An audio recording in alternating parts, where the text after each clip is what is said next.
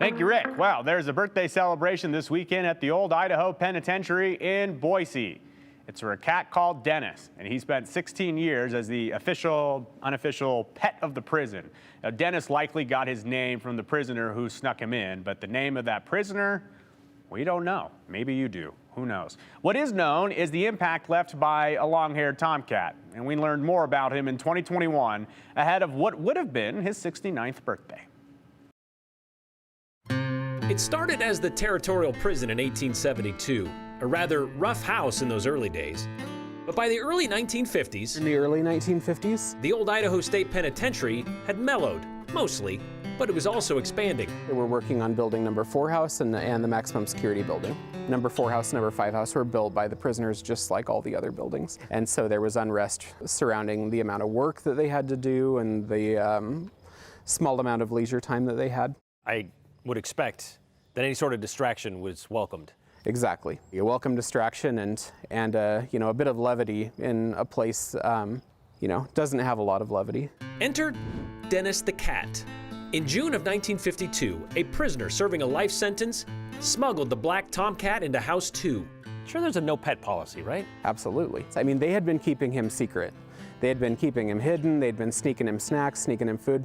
Of course, it wasn't long before the guards discovered Dennis, and then the warden got wind of him, who would only allow Dennis to stay if the convicts could keep their cool. A caveat that didn't carry on too long, because Dennis knew to make friends with the right people. You know, the guards became attached to him. All of a sudden they're opening gates for him. All of a sudden they're, letting him in and out of the site, letting him come and go as he pleases, which any other resident of the site would not be able to do. Cats in this clink was not a new thing, but the others were here on a labor detail to keep mice out of the dining hall.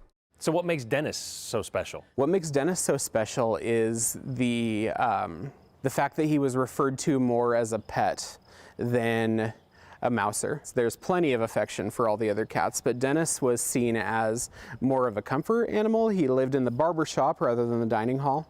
He had a bed on the barber shop counter, and he was also known as someone who really attached to the life termers. It's almost like he knew that they were going to be here a long time and needed that comfort in order to get him through it. And Dennis was here a long time too. 16 years, as the legend goes. He was born on May 30th, 1952 and passed away on May 30th, 1968. The inmates honored Dennis with a full-fledged funeral. And according to the prison newspaper, there wasn't a dry eye in the yard. No one was joking around that day. No one was making a snide comment about the amount of reverence they were treating this. Which is why every year on May 30th, they continue the annual custom of commemorating a dead cat. Why keep this story alive, like by celebrating a birthday of a cat?